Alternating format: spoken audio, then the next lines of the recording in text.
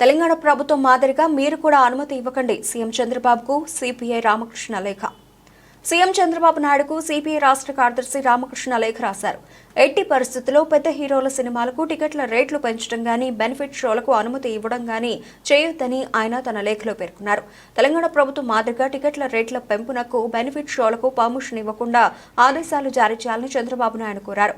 Sanjay theatre ఘటనతో తెలంగాణ సర్కారు మేల్కొందని రామకృష్ణ అన్నారు. ఆ రాష్ట్రంలో ఇకపై బెనిఫిట్ షోలు, టికెట్ల రేట్ల పెంపునకు అనుమతి ఇవ్వబోమని సీఎం రేవంత్ రెడ్డి ప్రకటించడం అభినందనీయమని పేర్కొన్నారు.